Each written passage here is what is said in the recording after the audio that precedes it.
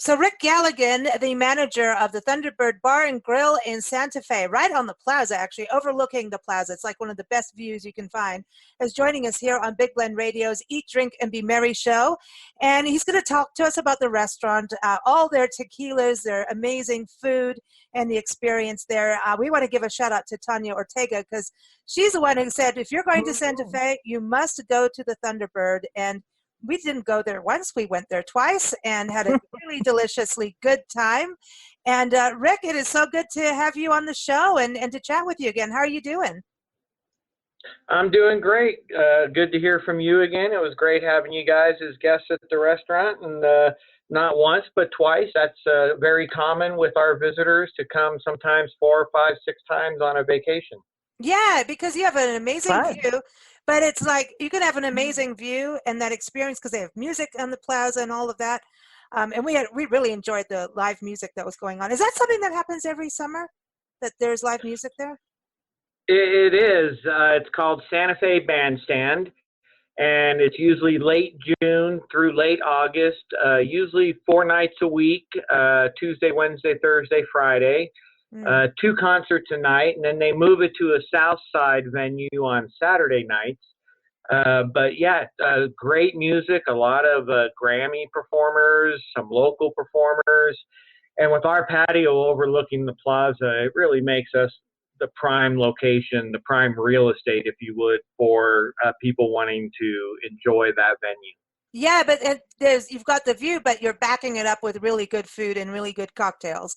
That's the thing. You can have a view, but if you don't have the right goods on the other side, it isn't as much of an experience. And, both times the cocktails were perfect. The margaritas were perfect. The food was absolutely delicious. Awesome. And very much you've got, when someone goes to Santa Fe, and I know we talked about that with you on when we were there, you're saying you got to eat Santa Fe food when you're here, and you truly do have that. I know we had the New Mexico burger with the green chilies, and God, even your vegetarian food was really, really good. So you seem to have something for everybody, and even if they don't want to go and do chilies, green chilies, Yeah, we don't consider ourselves a Mexican restaurant. We consider it more Southwest contemporary, but there's definitely the influence of Northern New Mexico in there.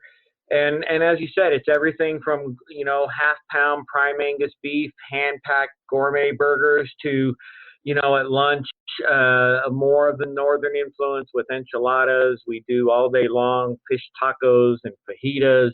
But then, the more upscale side of it is during our dinner, we do, sea scallops and New York strip and farm-raised salmon and tilapia. And so it really does meet a variety of palates, but still, if someone's looking for that traditional Northern New Mexico cuisine, they're able to get that too. Yeah, and I think it makes it that experience that you taste the place that you're in. And Santa Fe seems to have a blend of culture, and so that's what's served is a blend of cultures on a plate. Absolutely, it's a eclectic community. It's a melting pot of sorts, and while there is a strong Northern New Mexican influence on both the community and the culinary side of our community, there is a lot of variety and a lot of different cultures and experiences that you can take in, including some great restaurants that have nothing to do with New Mexican food. It's hard to find bad food in Santa Fe, New Mexico. Yeah, no kidding. We didn't have that experience. We had everything was great. And even the cocktails, we had margaritas. I know you're on the Margarita Trail, right? And that's something that people go and follow. I mean, that's not a bad deal. Like you go to, Santa Fe and say, okay, this is part of my vacation is following the Margarita Trail. And everybody gets that little passport book, right? They follow the app. Yeah, they've actually upgraded it to be it's an app that you can get on your phone now, which makes it much more user-friendly. And boy, I wish I could quote you the number of participating restaurants and bars, but you can go and try out specialty margaritas from all over the place. We're particularly proud of our margaritas. We squeeze our lime juice fresh daily. We use fresh agave. The only thing out of the bottle is the alcohol itself. So we're we're very proud of our Paparita, which is the margarita we have on the Margarita Trail, but we have multiple other specialty margaritas, including a margarita called the Volcano, which is very popular. It's a 54-ounce margarita with 2 upside-down coronitas in it. And you got to have at least 2 people drinking it, but it's quite popular and quite visually appealing as well. We had the Paparita and then Nancy the first night. Then we had your house margaritas because we wanted to check, see what that's like. I always like to taste the house wine, the house margaritas, because that lets you know where the restaurant's sitting. You know what I mean? Just as, writers and everything, you go, okay, what's the, the house tastes like? And the house margaritas were great. The prickly pear margarita, we did, and it was interesting because we had one once, and I don't want to quote where it was, and it was the most god-awful thing we ever had. It was like drinking perfume and sugar. And we had the prickly pear, and it was good. Nancy had that. Yeah, yours was really good. Yeah, really good. It's all, it's all in the puree. And there are all kinds of different prickly pear juices or purees. We go with a very high-end puree, and at one point they had a situation impact their harvest, and we were out without that puree for a couple months, and our guests let us know, and we were happy when the new crop came around. It's fresh agave prickly pear juice, and it's spectacular.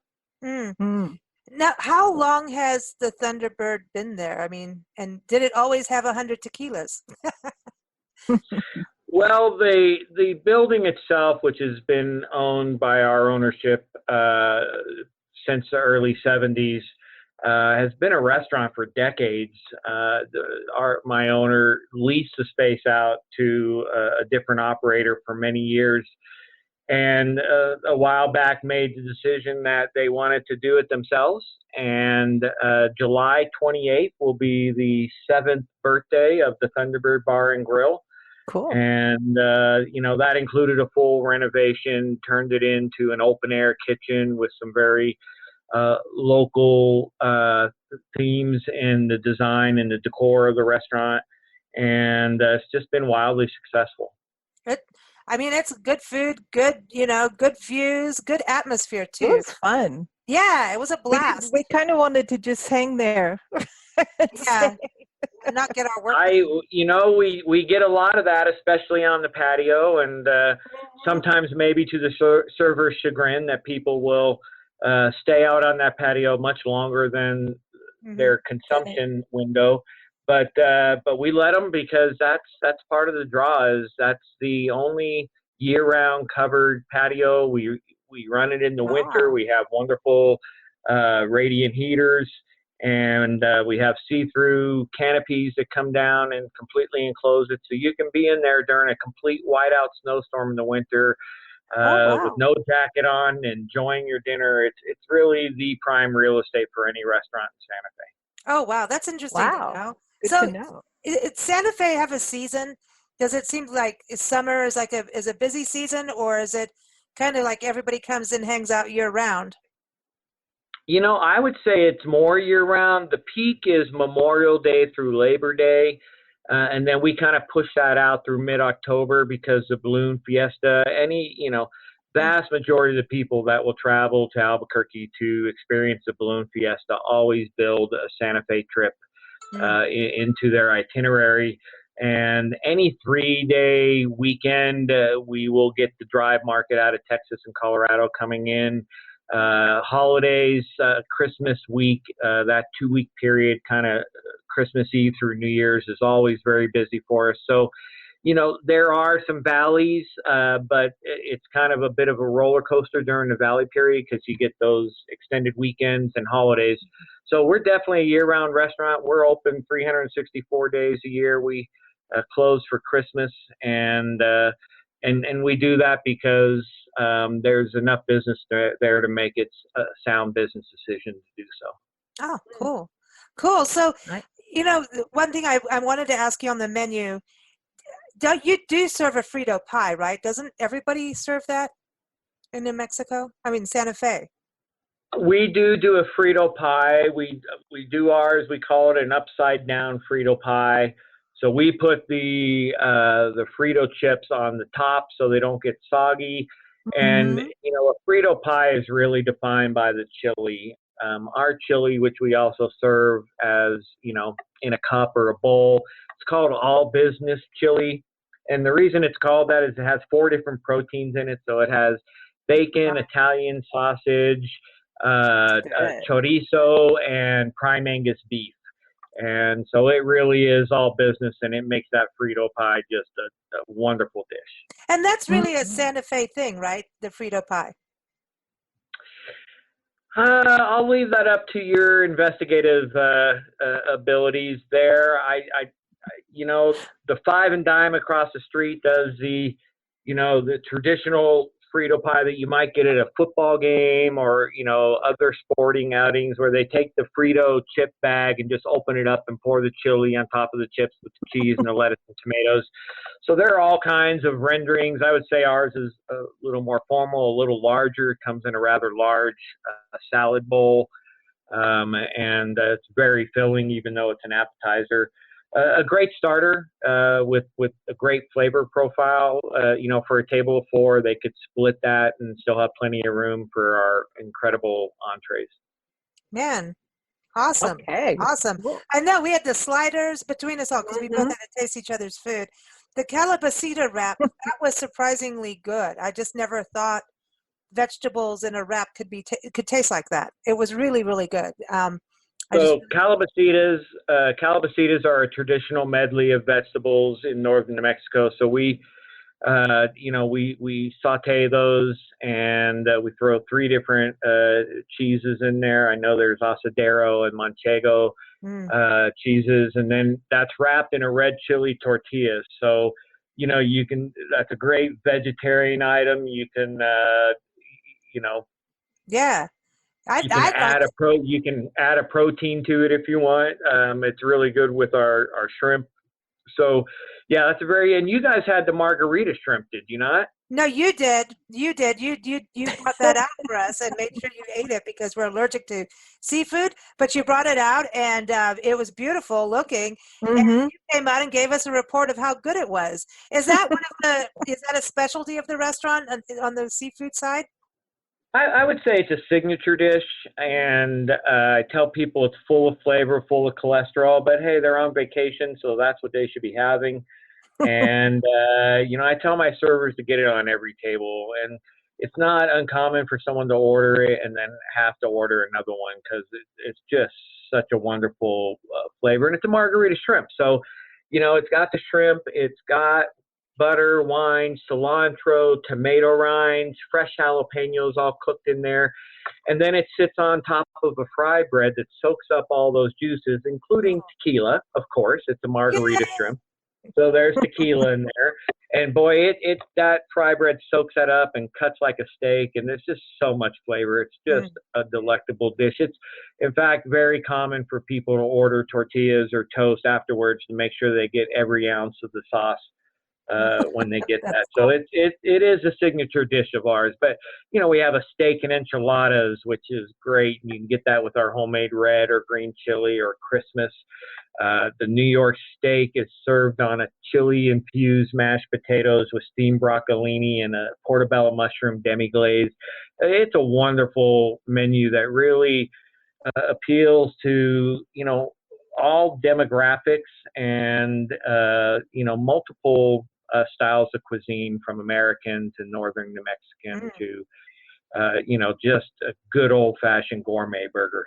And I do want to say the Christmas, when you talk about Christmas, that's the red and the green chili together. So you can celebrate all year round.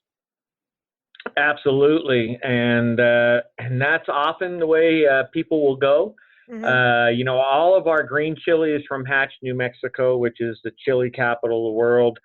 And in fact, there's a big dispute argument going on between the governor of Colorado and the governor of New Mexico as to who has the better green chili. It's my understanding they just decided to do a taste off in Trinidad, Colorado sometime in the near future. So, and a little known fact on green chilies, I just found this out researching that little gubernatorial dispute, is that they're currently, NASA is growing or nurturing a chili plant in space right now. Right on. Oh, wow. And that chili plant is from a little town that I live in, about 35 minutes north of here, called Espanola, New Mexico. Okay. Oh. I think we go through Espanola when we went to Bandelier. Remember? I believe you probably did. Yeah, Bandelier National Monument. Yeah, and that's what we did. We went to Bandelier and came and had cocktails afterwards and food. And the next, Yeah, well, real quick, you said you had the house margarita, and one of the things I do every day is really try to get out and talk to my customers and engage with my guests. And often a guest will say, "Oh, I'm gonna just have the house," and I tell them, "Don't say just. No, That's hand squeezed lime juice daily, fresh agave, and that's 100% Sal's silver blue agave. So it's a great brand in there. So even with our premier location on the plaza, we really price ourselves very competitively. We don't try to take advantage of our great location and rake people over the coals. That house margarita we just described, that's just $7.50. I know, it's good, and it's good. It's refreshing. I mean, you go hiking, come back in, have this cocktail, look over. I mean, that's why I like to try house cocktails, because it lets you know, okay, it gives you an insight to where you're dining. Wine-wise, I was reading that not only, you've got all these tequilas, but you've also got quite an impressive wine list too. Yeah, we have 29 wines available by the bottle, and then a handful of those available by the glass. We really pared that down. I started back in January 2015, and they had close to 80 bottles of wine. And it didn't take me long to recognize that we're a tequila and beer house, and we have plenty of bourbons and plenty of great vodkas and wonderful list of scotches and 29 great wines, but we're a tequila and a beer house. We carry 20 draft beers. 15 of those are local New Mexico craft beers, and so we just offer a great variety. But we didn't need 80 bottles of wine because people are when in Rome, and they want their margarita and they want their local beers, which is obviously happening nationwide. Right. And certainly happening here in Santa Fe as well. Yeah, and then the next day you can come in and get a hangover burger like Nancy did. That's right. Just saying. That's right. Sorry, my other phone. Yeah, when people order the hangover, I ask them, "You have a hangover?" Because you should get our bacon Bloody Mary if that's the case. That's the hair of the dog. See, no, we didn't have that yet.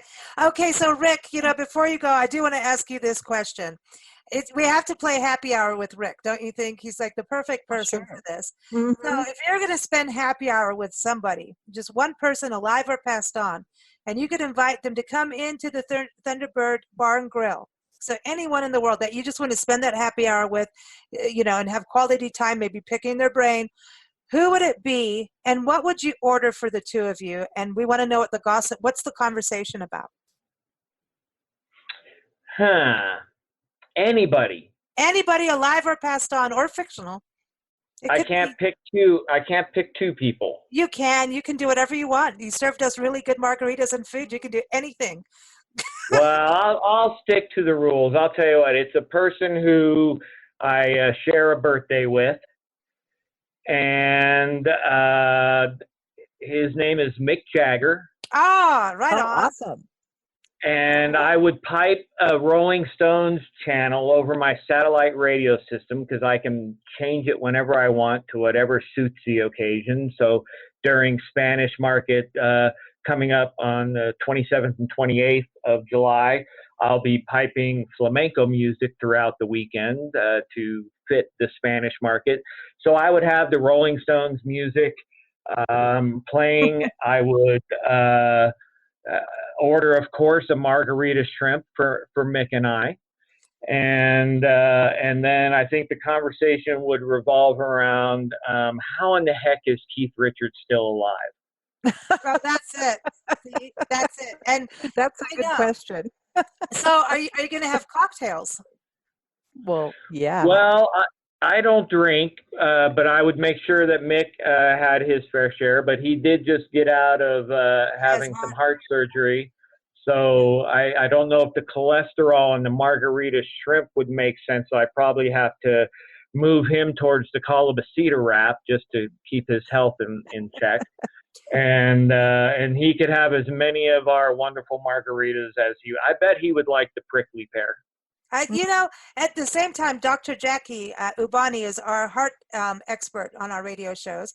And she's got a best-selling book. I got a good shout-out, Women and Heart Disease. Anyway, so she is writing a book on the Mediterranean diet and everything for people's heart health. And she comes on our shows, our Champagne Sunday show. She's been on our Happy Hour show and yells at us, kind of. She's really sweet, saying that you only get to have 5 ounces of wine a night. Not allowed more than that. And so Mick could have 5 ounces. And then you can get more if you're a male. Women, we're not allowed. But I think it's 3 ounces. So he could have like 3 ounces of tequila or something like that. I think it's 3 or 4. Correct me if I'm wrong, but I'm pretty sure you had more than 5 ounces of alcohol when you were here. Do not tell Dr. Jackie. But then she says, we drink water, it's okay. And then we're not allowed to do it the next day. But then she doesn't see what happens the next day either. But I realize I just broke my own rule that what happens at the Thunderbird stays at the Thunderbird, so I apologize for that. No, but she would tell us to do that. She's like, if you're in Santa Fe and you don't have that food and you don't have that drink, she's a world traveler. She would get mad at us. So she's quite okay with it, so long as we behave ourselves. I will tell you who the second person I would have invited to that meal would have been Jack Nicklaus. So could you imagine having dinner with Mick Jagger and Jack Nicklaus at the same time? Oh my God. Could you imagine? The Shining. That'd be so funny. You gotta let Keith Richards come into that. Come on. You know, just bring him in. That would be fun. That would be fun. But yeah, I think you know, the Rolling Stones are my favorite band, and Mick has always impressed me with his high energy and what he brings to the table. So I think I would enjoy that very much. And of course, we'd have the Margarita Shrimp, but then he could order whatever else he wanted off the menu. Right on. Well, thank you so much for your wonderful hospitality, the fabulous cocktails and food, the awesome views. Everyone, again, go to the website, thunderbirdsantafe.com. They're right on the plaza. You can't miss them. You've got to go experience it and have a good time when you're there. Santa Fe is awesome. If you're going to Santa Fe, check out the website, santafe.org. It is the city different, and we thank you so much for joining us.